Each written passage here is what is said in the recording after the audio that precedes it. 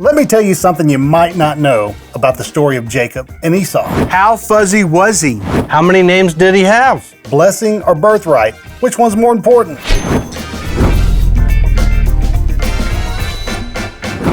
Well, welcome once again to Flannel Board Friday. Our job here is to take stories that you may have learned in Sunday school and fill in some of the gaps that didn't make it into your classroom. We're hoping to maybe teach you a little something or maybe refresh you on something that you forgot about. But when it comes to the story of Jacob and Esau, let's go back to how it's usually told. Jacob and Esau were the sons of Isaac and Rebekah. In fact, they're the first set of twins mentioned in the Bible. Even before they were born, Jacob and Esau were struggling together in the womb of their mother. The twins grew up very different. Jacob was a quiet man, staying among the tents, and he was his mother's favorite child. Esau was a skillful hunter, a man of the open country. He was his father's favorite. One day, Esau returned from hunting and desired some of the lentil stew that Jacob was cooking. Jacob offered to give his brother some stew in exchange for his birthright, the special honor that Esau possessed as the oldest son. Esau put his temporary physical needs over his God-given blessing and sold his birthright to his brother. Well, when the time came for Isaac to bestow his blessing on his sons, Jacob and his mother contrived a plan to deceive Isaac, who was nearly blind. Jacob would put on his brother's clothing and serve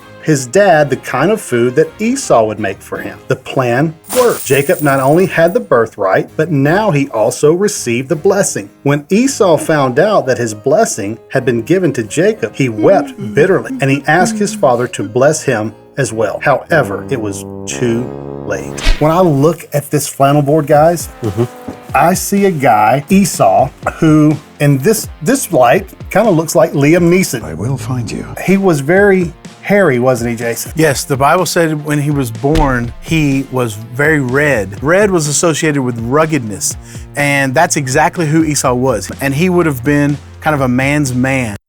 The Bible also says that when Jacob came to deceive his father, that his mother had to wrap him in goat's hair, because apparently Esau was so hairy that goat's hair replicated not only the texture, but the smell of Esau. That's very hairy. Very.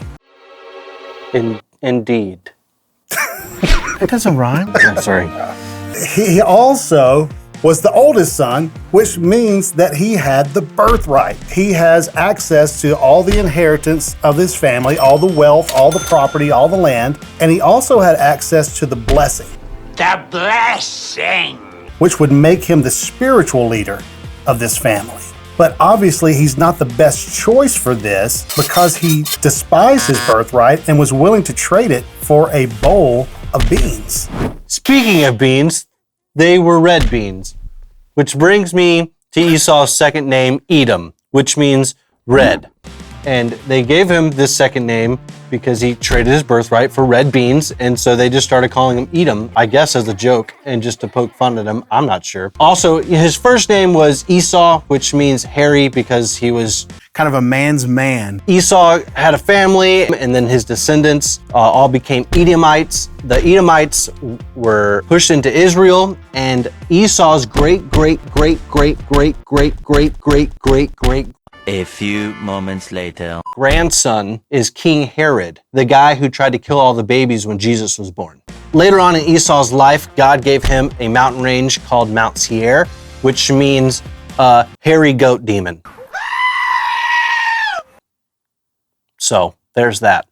Thanks for joining us for this edition of Flannel Board Friday. We're hoping that you learned something that maybe you didn't know from the scriptures. Now, you do not want to miss next week because we're going to be talking about a young man named Joseph.